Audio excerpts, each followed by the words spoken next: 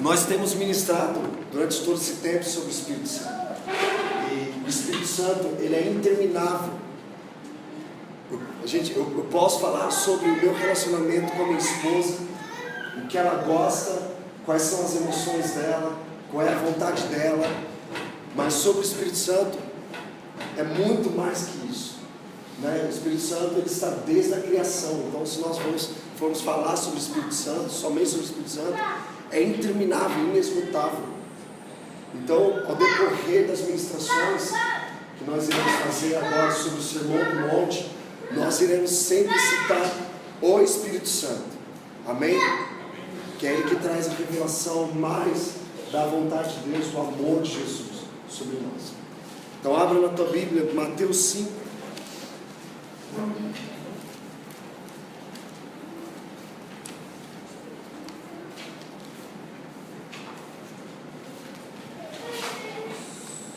Mateus 5 diz assim, versículo 1. Vendo Jesus as multidões, subiu ao monte e assentou-se. Aproximaram-se dele os seus discípulos, e ele começou a ensiná-los, dizendo: Bem-aventurados os pobres de espírito ou em espírito, pois deles é o reino dos céus. Bem-aventurados que choram, pois serão consolados. Bem-aventurados os humildes, pois herdarão a terra. Bem-aventurados que têm fome e sede de justiça, pois serão fartos. Bem-aventurados misericordiosos, pois alcançarão misericórdia. Bem-aventurados os puros de coração, pois verão a Deus. Bem-aventurados pacificadores, pois serão chamados filhos de Deus. Bem-aventurados que sofrem perseguição por causa da justiça, pois deles é o reino dos céus. Bem-aventurados sois vós, quando vos injuriarem e perseguirem, e mentindo disserem todo o mal contra vós por minha causa. Regozijai-vos e alegrai-vos, porque grande é a vossa recompensa nos céus, pois assim perseguiram os profetas que viveram antes de vós. Amém. O Sermão do Monte, ele é a constituição do reino de Deus. A nossa nação brasileira, como outras nações, tem suas constituições, seus direitos de ir e vir, e a forma como os brasileiros, no caso, têm que se comportar diante da sociedade, as leis, não é isso? Proibido fumar, proibido andar na rua, no meio da rua, enfim, existem diversas leis. Mas no reino de Deus, Mateus 5, 6 e 7 é a constituição, onde ele destaca o ser e não o fazer. Ele está ensinando os discípulos, aqueles que eram salvos, e como eles tinham que se comportar e ser no reino de Deus. Por isso que começa: se vocês agirem, se vocês serem assim, bem-aventurados são, não é fazer, é ser. Bem-aventurados, felizes, alegres são aqueles que é pobre em espírito, pois eles herdarão o reino de Deus. E se você ser, você vai ter uma recompensa. Existe uma promessa de Deus e existe também uma recompensa de Deus sobre as nossas vidas. Do início ao fim, de Gênesis a Apocalipse, Deus fala sobre recompensa, sobre galardão. Deus, ele é um Deus abençoador. Ele quer abençoar a todos nós. Amém? E quando logo frisa na primeira bem-aventurança, ele destaca a questão de ser pobre em espírito. Muitos entendem pobre em espírito, não. Deus me chamou para ser próspero. Mas nós lemos aqui, na minha Bíblia, na sua Bíblia, está escrito espírito, pobre em espírito, com letra minúscula. E significa o nosso espírito. Então nós temos que ser pobre em espírito, pobre de nós mesmos. Sem ego, sem pensar em si, porque C.S. Lewis, ele fala que a humildade não é pensar menos de si, mas menos em si, porque Deus quem define quem você é. Amém? Então ele destaca o ser pobre em espírito. Ser pobre em espírito é não ser egocêntrico. Isso gera humildade, porque para nós entrarmos no reino de Deus, existe o arrependimento, que é a chave que nos permite entrar no reino de Deus. Sem arrependimento, nós não recebemos o Espírito Santo para obedecer a Deus. É necessário que nós nos arrependemos e recebemos o Espírito de Deus para obedecer ao Pai. Nós temos ministrado durante todo esse tempo a respeito do Espírito Santo por isso. E muitos aqui, graças a Deus, receberam o Espírito Santo. Amém? Amém. Eita, tá com sono esse aí. E interessante que logo no versículo 48, vê lá comigo, fala comigo, versículo 48, diz assim: sede vós, pois, perfeitos, como perfeito é o vosso Pai que está nos céus. Jesus, ele destaca que nós temos que ser perfeitos como é o Pai, mas não sermos perfeccionistas, porque os perfeccionistas, eles têm desejo de alcançar resultado em detrimento do próximo, daquele que está com ele. Esse é o perfeccionista. Ele quer fazer as coisas de uma forma muito séria. Amém? Isso não estou falando só em ambiente dentro de igreja, mas no mundo, na sociedade. Mas Jesus está nos dando uma referência que Deus, ele é perfeito, e nós temos que buscar essa perfeição de Deus em nós. Nós somos aperfeiçoados, como o apóstolo Paulo fala a respeito da unidade.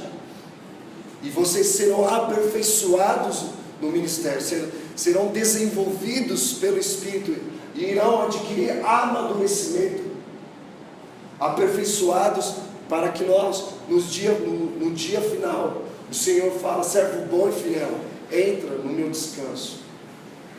Deus nos chama para sermos servos bons e fiéis, não servos famosos. Não que eu tenho que fazer algo. Então Jesus, ele destaca a identidade daqueles que realmente são discípulos e querem continuar vivendo uma vida de discípulo, de seguidor de Jesus. Porque nós estamos falando aqui sobre a cultura do mundo e a cultura do reino de Deus. Nós precisamos viver essa cultura do reino de Deus, que é completamente contrária aos padrões humanos. Amém? Então Jesus, ele traz no Sermão do Monte a diferença do que é viver no mundo e o que é viver no reino de Deus.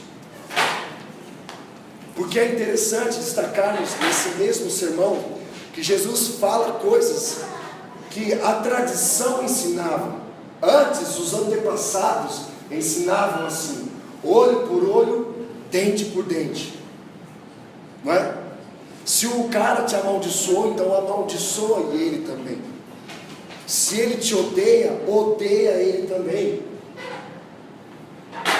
E Jesus nos tira da zona de conforto, de uma vida rasa, superficial e tranquila, para vivermos o sobrenatural de Deus, se nós sermos quem Ele diz que nós somos. Amém? E eu não vou me estender muito sobre cada ponto. A gente vai falar durante esses dias, pontuando algumas coisas, mas sem tomar muito tempo. Vamos ser simples, mas ao mesmo tempo profundos na questão do ensino de Jesus aqui. Quero destacar com vocês, versículo 10, diz assim: bem-aventurados que sofrem perseguição por causa da justiça, pois deles é o reino dos céus. Bem-aventurados sois vós quando vos injuriarem e perseguirem, e mentindo disserem todo mal contra vós por minha causa, e vem a recompensa do Senhor, se vocês serem assim. Regozijai-vos e alegrai-vos, porque grande é o vosso galardão, grande é a vossa recompensa nos céus, pois assim perseguiram aos profetas que viveram antes de vós. Aqui é o ápice da vida cristã. Se você pegar o Sermão do Monte e comparar com a tua vida, e ver que você não anda segundo isso que ele está dizendo, a sua fé não é genuína. Você ainda não aprendeu a ser discípulo de Jesus. E Jesus mesmo disse que se aquele que colocar a mão no arado, olhar para trás, não é digno de ser chamado meu discípulo. Porque quando nós colocamos a mão no arado, você não tem que olhar para trás. Voltar para suas velhas práticas, seus velhos pensamentos, suas emoções, seus sentimentos, viver de forma momentânea, passageira. E Jesus, ele destaca uma vida completamente sobrenatural. Ele nos tira da nossa zona de conforto. E aqui, quando ele destaca nesse último versículo, é o ápice que um cristão tem que alcançar: não andar ferido e nem magoado. Vão falar mal ao teu respeito, vão mentir a seu respeito, falarão coisas que poderão afetar o seu coração, o deixar magoado e ferido. Mas Deus não nos chamou para andarmos magoados e feridos. Ele disse: regozijai-vos e alegrai-vos, porque grande é o vosso galardão. Porque as cicatrizes, Deus nos chamou para andar com cicatrizes, porque as cicatrizes simbolizam que nós vencemos o mundo. Como a gente destacou, você pode vencer no mundo, com sua faculdade, seu trabalho, não tem problema nenhum em relação a isso. Mas no reino de Deus, nós fomos chamados para vencer o mundo, vencer o pecado, vencer a morte. É diferente. Por isso que Jesus destaca o ser, como nós vemos o exemplo de Marta e Maria. Marta estava preocupada em satisfazer uma necessidade física de Jesus, preparando a comida, não tem problema nenhum em relação a isso. Mas naquele momento Maria estava aos pés de Jesus. Estar aos pés de Jesus significa intimidade, romper as barreiras, rasgar o véu que nos separa. E ela foi ousada, teve a iniciativa, não se preocupou com o que as pessoas iriam falar a respeito dela, porque não são as pessoas quem define quem você é, mas a palavra de Deus. E Deus usa pessoas, santos e profetas da palavra, para liberar a palavra sobre sua vida, a profecia, como testemunho dos seus outros, testemunho de Jesus. Apocalipse diz que é o espírito de profecia sendo liberado quando nós testemunhamos o que Deus fez na nossa vida, quem é Jesus para nós, o que Ele fez em nós. Quando testemunhamos, é o espírito de profecia sendo liberado. Isso traz transformação nas nossas vidas. E quando Jesus começa a destacar, ensinava, dizendo: ame o teu amigo e odeie aquele que te odeia. Mas Jesus diz, lá versículo 43, ouvistes o que foi dito: amarás o teu próximo e odiarás o teu inimigo. Eu porém vos digo: amai-vos vossos inimigos e orai pelos que vos perseguem, para que sejais filhos do vosso Pai que estás nos céus. Ele faz o que o seu sol brilhe sobre os maus e bons, e faz chover sobre justos e injustos. Se amardes os que vos odeiam, que recompensa tereis? Não fazem os cobradores de impostos também o mesmo? E se cumprimentardes somente os vossos irmãos, que fazeis demais, não fazem os gentios também assim? Sede vós, pois, perfeitos, como perfeito é o vosso Pai que estás nos céus. Isso nos tira do nosso lugar seguro. Amém? E Jesus, no Sermão do Monte, ele fala sobre diversos assuntos que para eles não entrava na mente deles. A questão do divórcio, a questão de ser luz, de justiça, sobre matar as pessoas. São assuntos polêmicos que Jesus traz para aquelas pessoas que estavam seguindo Ele. Ele precisava ensinar aquilo, porque muitos estavam em busca de bênçãos, de milagres, de cura, porque Jesus, ele depois que ele foi batizado nas águas, Lucas 4 diz que ele foi levado pelo Espírito ao deserto. Quem levou Jesus ao deserto não foi o diabo, foi o Espírito Santo. E lá no deserto ele passou 40 dias em jejum, e no final ele teve fome. E o diabo novamente se apresentou a ele e perguntou: se tu és o Filho de Deus, transforma essa pedra em pão. E ele cita: assim está escrito, que não só de pão viverá o homem, mas de toda palavra que sai da boca de Deus. Deuteronômio 4, se eu não me engano. O que é interessante disso? Ele estava tentando Jesus, provocando Jesus, para que Jesus provasse se de fato ele era filho. E novamente o diabo disse para ele: se tu és filho, levou-lhe ao alto de um pináculo, se tu és filho, se joga do alto desse pináculo, e é só dar ordem aos teus anjos, e os anjos te segurarão. E Jesus disse: não tentarás ao Senhor teu Deus, e só a Ele servirá. Amém? E novamente o diabo levou ele a um lugar e mostrou todas as riquezas, todas as nações, todo o poder e autoridade. E aí ele disse: se me adorares, eu te darei todo esse poder, toda essa autoridade. E aí Jesus: assim também está escrito, que adorarás somente ao Senhor teu Deus, e só a Ele servirá. E a Bíblia diz que o diabo se retirou e depois procurou um momento oportuno para novamente tentar Jesus. E a Bíblia fala que depois da tentação, Jesus voltou no poder do Espírito. Porque se você repete de ano na escola uma palavra, você vai fazer de novo. Com Deus também é da mesma forma, até você aprender. Mas Deus só leva você ao deserto sabendo que você tem as ferramentas, a capacidade para sair daquela situação. Porque tudo que está dentro de você, tudo que você precisa, já está dentro de você. É o Espírito Santo. Ele te dá as ferramentas. Porque nós não lutamos na carne, lutamos e militamos no Espírito, nas regiões celestiais. Mas como nós dissemos, o diabo quer que a gente acredite que nossa luta não é no Espírito, mas na carne. E o apóstolo Paulo diz que nossas armas são espirituais. Amém? Amém.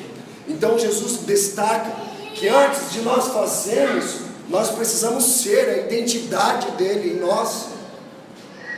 Ela precisa estar firmada, saber quem nós somos, o que fazemos e aonde nós queremos chegar como igreja, como discípulo de Jesus. Então ele destaca o ser, seja primeiro antes de fazer. Como nós vimos, você pode fazer coisas para Deus sem que o Espírito Santo tenha pedido para você. Isso gera ativismo. E o livro de Eclesiastes fala um pouco disso, que nós acumulamos tantas atividades em nossas mãos, e a nossa mão fica cheia de coisas, e você não consegue se movimentar, de tantas coisas que você está carregando. Então nós temos que nos concentrar nas coisas que realmente são importantes. Por isso que Jesus diz: procurai em primeiro lugar o reino de Deus e toda a sua justiça, e as demais coisas serão acrescentadas. Amém? Mas geralmente nós queremos procurar as demais coisas primeiro. Mas Jesus ensina dizendo: não, procurai o reino de Deus em primeiro lugar, e as demais coisas serão acrescentadas. Existe aqui novamente a recompensa, a bênção de Deus. Quando nós somos, seja o primeiro.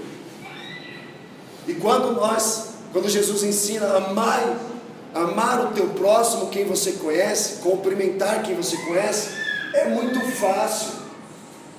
As religiões fazem muito bem isso. E muitos acreditam também que o cristianismo, Jesus, é um dos caminhos que leva a Deus, entre milhares de outros. Existem muitas religiões que fazem isso. e muitos seguidores também. E Jesus disse: eu sou o único caminho, a verdade e a vida, e ninguém vem ao Pai, não é vai ao Pai, é vem ao Pai, que é Ele mesmo, a não ser por mim. Então Jesus, ele está enfatizando que amar o nosso próximo, amar aquele que nos ama, cumprimentar aquele que nós conhecemos e nos damos bem, é muito fácil. Até os publicanos, pecadores fazem isso. Mas ele está dizendo: mas vocês serão completamente diferentes. Vocês que são salvos, estão me seguindo, estão se relacionando com o meu Espírito Santo, o meu Espírito, hoje. Vocês serão diferentes, vocês andarão, não na misericórdia, mas na graça de Deus. Porque Jesus também nos ensina que nós temos que ser misericordiosos, porque o nosso Pai é misericordioso, como diz também aqui no Sermão do Monte. Bem-aventurados que são misericordiosos, porque alcançarão misericórdia. Mas Jesus quer sempre nos levar mais, existe mais nessas áreas. Você começa com menos de si, menos nada de egocêntrico, pobre em espírito. Ele vai começando a dizer o caminhar do cristão, até alcançar o ápice, que é quando você não anda ferido e nem magoado com coisa alguma. Porque as pessoas falaram a teu respeito, isso não vai te ferir, porque o Espírito que está dentro de você, ele te move, ele te leva às profundezas do amor de Deus. Porque o próprio Jesus nos ensinou: Senhor, perdoa-os porque eles não sabem o que fazem. Sabe qual era a situação de Jesus? Cara, crucificado, com as estacas em seus braços, em sua perna, em seus pés. Como homem, Jesus era homem. Como ele foi capaz de dizer aquilo? Ele não falou pela carne, ele falou pelo Espírito, porque ele mesmo nos deu o exemplo. Pai, se necessário for, afasta de mim este cálice, mas que não seja feita a minha vontade, a minha vontade, meu mas seja feita a tua vontade.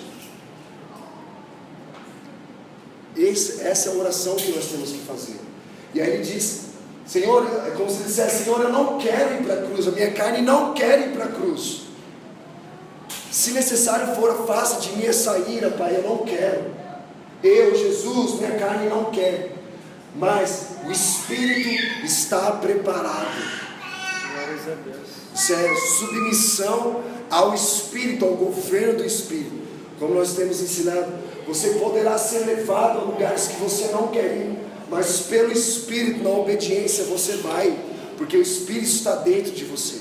Se o Espírito que ressuscitou Jesus dos mortos está dentro de você, existe um Espírito que testifica que nós somos filhos, e dentro do nosso interior clama: Abba, Pai.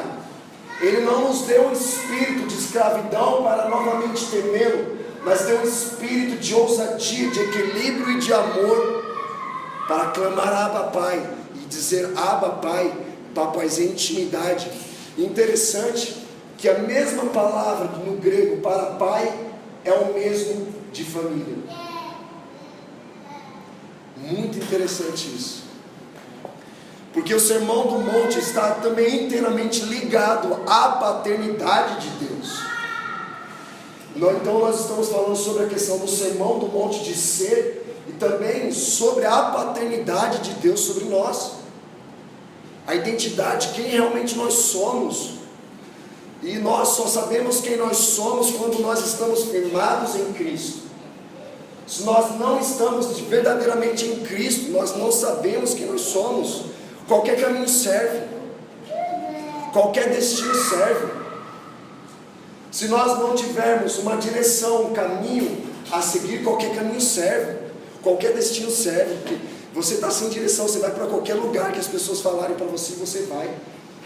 E o próprio apóstolo Paulo nos ensina que virão tempos difíceis, em que muitos não suportarão a sã doutrina, serão levados por fábulas, por mitos de homens, serão enganados. Existem muitos falsos profetas na nossa nação e fora da nossa nação. Estão se enriquecendo, profetizando coisas que Deus não revelou para eles. porque eles não têm relacionamento com o Espírito, então não tem revelação. Você só tem revelação de quem Jesus é através do Espírito. Você não obedece a Deus porque você não tem o Espírito Santo. Então você precisa absorver essa água do Espírito Santo através do arrependimento. E você não agirá pela carne, mas pelo Espírito. Por isso que o apóstolo Paulo diz em Gálatas 2:20: estou crucificado com Cristo, já não sou eu mais quem vivo, mas Cristo vive em mim.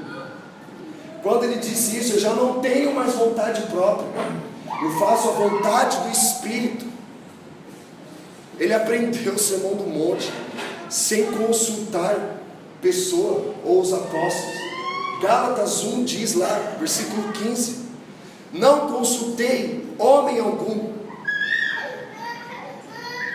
Depois, a Bíblia fala que depois que ele se converteu em Damasco, ele foi para a Arábia e passou 3 anos aprendendo do Espírito, a identidade, quem ele era, o chamado dele, que ele foi chamado por Jesus para pregar aos gentios. Gentios são todas aquelas pessoas que não eram judias, eram consideradas gentias.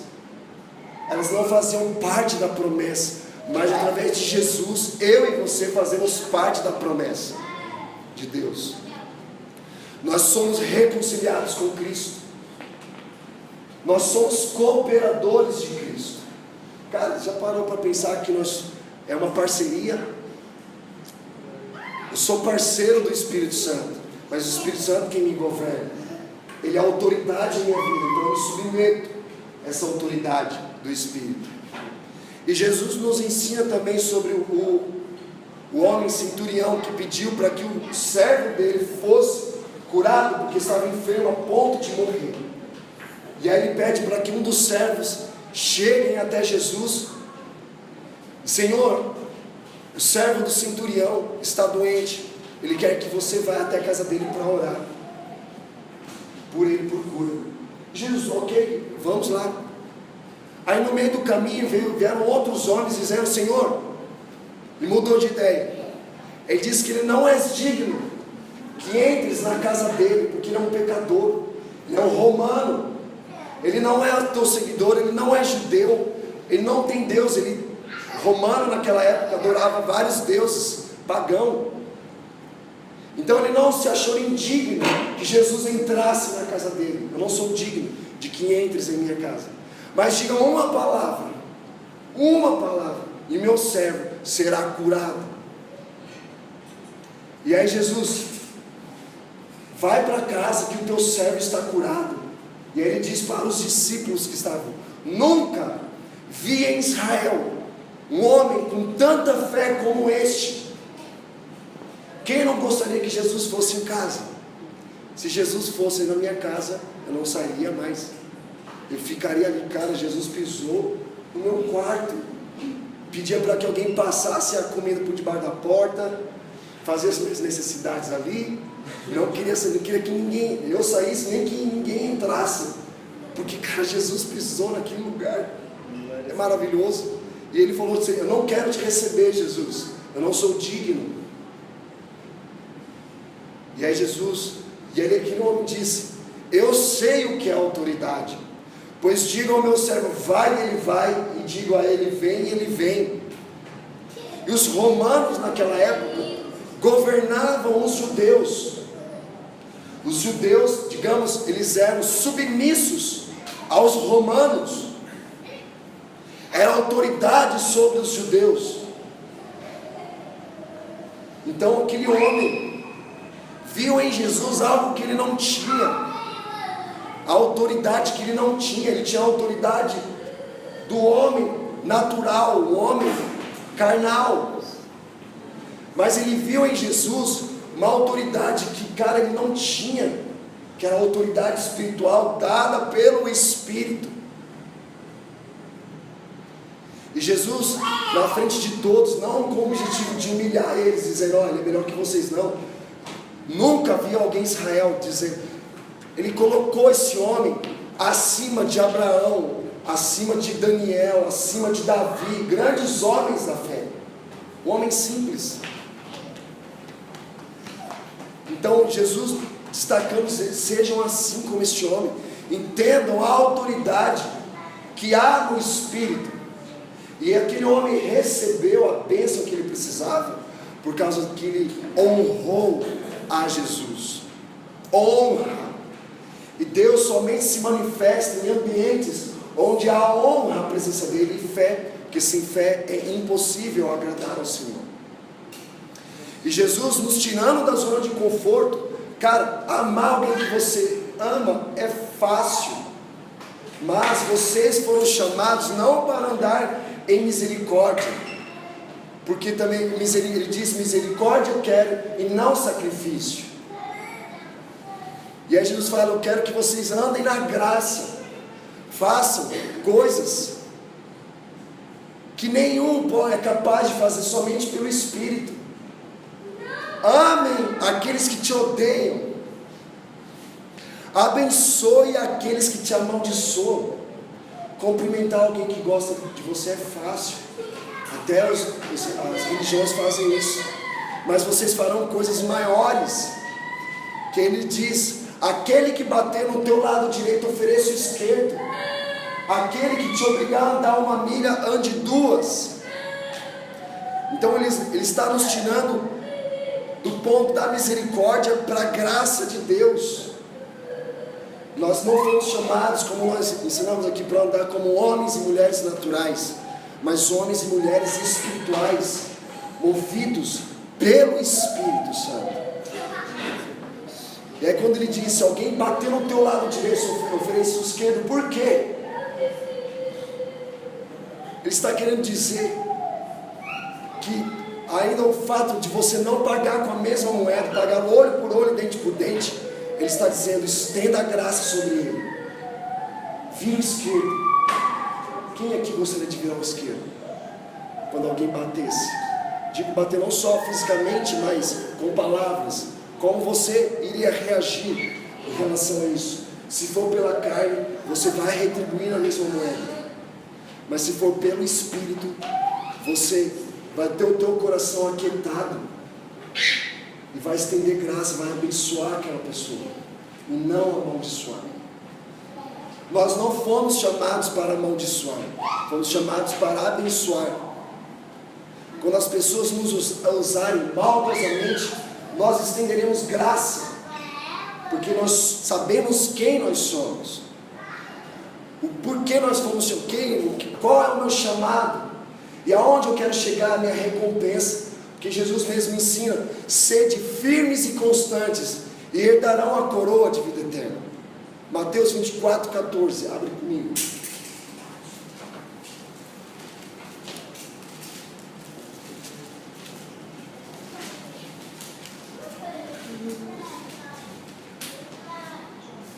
Vou começar pelo versículo 10. Nesse tempo muitos se escandalizarão, trair-se-ão mutuamente e odiarão uns aos outros. Surgirão muitos falsos profetas, enganarão a muitos, e por se multiplicar a iniquidade, o amor de quase todos esfriará. Mas aquele que perseverar até o fim será salvo. E este evangelho do reino será pregado em todo o mundo, em testemunho a todas as nações. Então virá o fim. Nós vemos uma situação onde falsos profetas, falsos ensinos, e todo falso profeta, ele fala o que você quer ouvir, não o que você precisa ouvir. Ele vai falar coisas para te agradar, para você satisfazer o teu ego, para você ir atrás de Deus, atrás das bênçãos de Deus, dos milagres, como aqueles primeiros discípulos estavam. Jesus estava curando. Então Jesus viu no Espírito que era necessário ensinar sobre a constituição do reino, sobre o andar em Cristo, o que é ser um discípulo. Então Jesus, para nós também nos dias de hoje, ele está nos ensinando que existem falsos profetas, querendo dinheiro, querendo fama, querendo atenção, querendo encher o seu ego, querendo se aparecer, e fazem seus cultos, que não é culto para Deus, é culto para as pessoas, para agradar as pessoas, para se enriquecer. para estar em destaque, e não Jesus está em destaque. Jesus fala: Pai, glorifica ao Pai. Ele está dizendo: não é para levar o Pai, apontando para o Pai, que o Pai seja glorificado. As pessoas queriam que Jesus, os irmãos de Jesus, queriam que Jesus se manifestasse ao mundo, e Jesus: não chegou a minha hora ainda. Não, mas o que você faz em oculto, manifesta ao mundo, deixe que o mundo saiba de você, mostra quem você é, porque o diabo queria que Jesus provasse, se de fato ele era filho, ele tinha que provar se ele era filho. Jesus: não, eu não preciso provar se eu sou filho, eu sou filho, porque quando eu fui batizado pelo Espírito, ouvi uma voz do céu que dizia: tu és o meu filho amado, em quem eu tenho prazer. Isso é a identidade. Eu sou filho, e destaca o ser filho de Deus. Nós não precisamos provar para as pessoas que nós somos filhos. Isso é fé. Você crê que você é realmente filho de Deus? Se você crê que você é o filho de Deus, é porque o Espírito testifica que você é filho. Eu não vi Jesus, não vi anjos, mas pela fé o Espírito testifica que Jesus de fato existiu, e que existem anjos, e que existe um reino de Deus que não vem com aparência física. É invisível o reino de Deus, e muitos querem ver o extraordinário, mas Deus, o Espírito Santo hoje opera na maioria das vezes no simples, e você não percebe,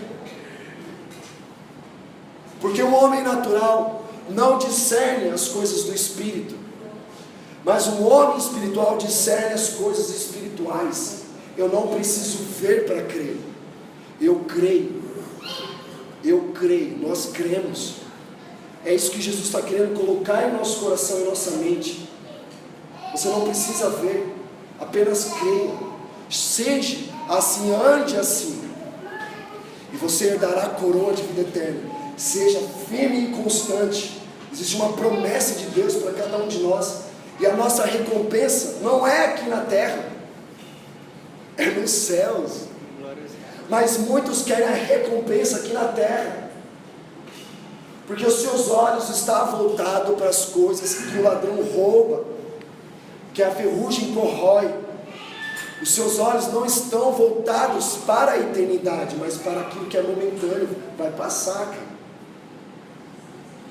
Mas muitos querem se usufruir dessas coisas, explorar as pessoas através dos dinheiros, da autoridade, a patente de um cargo.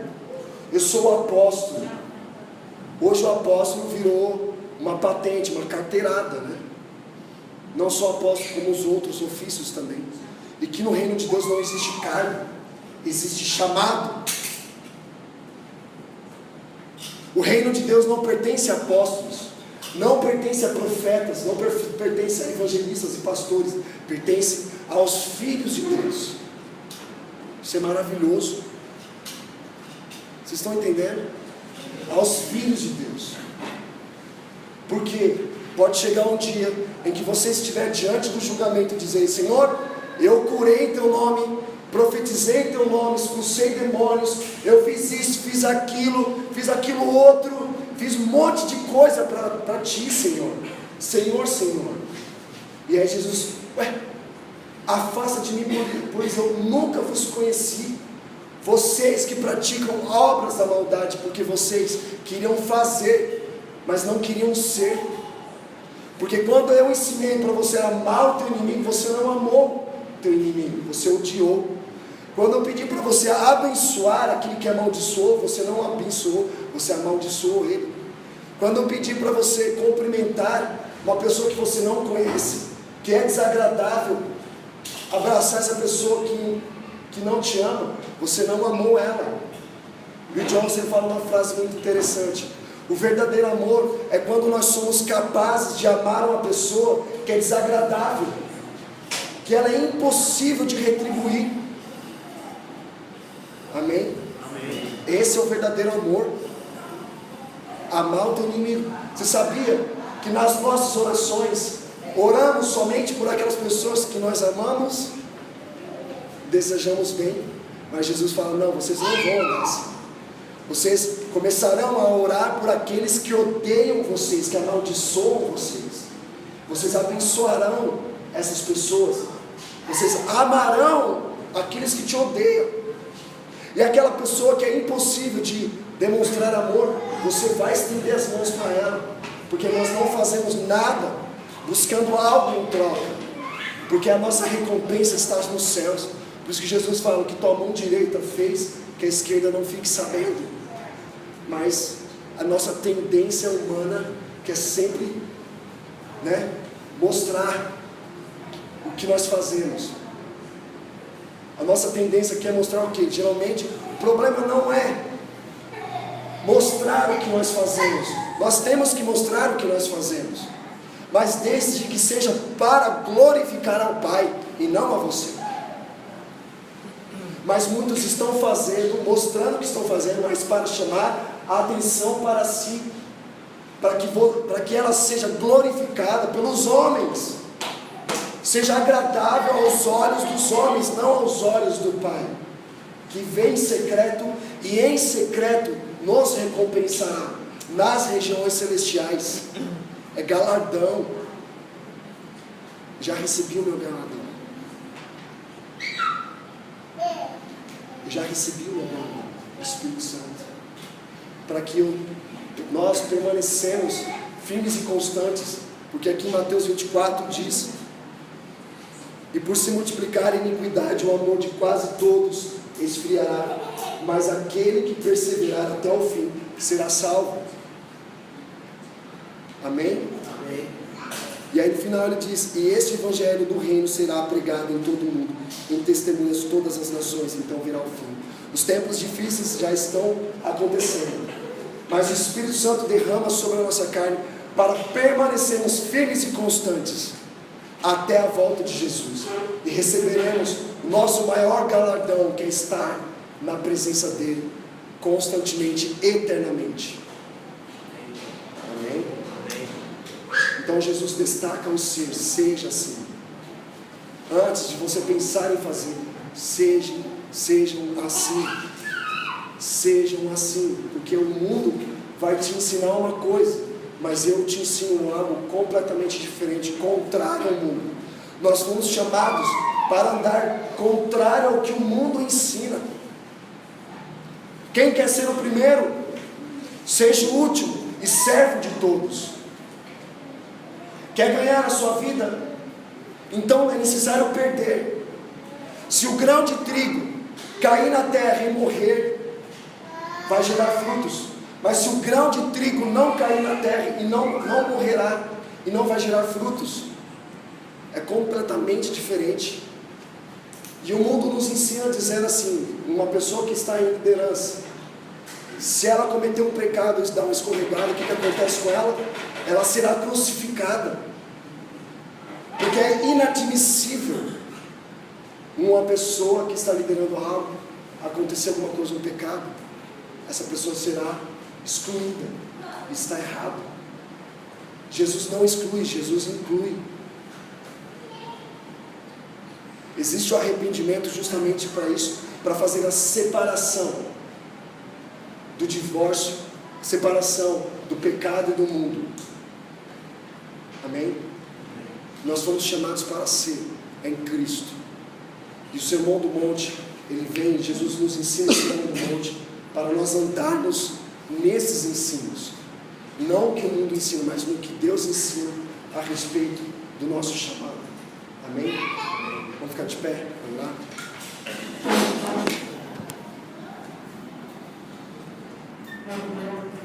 Feche os teus olhos.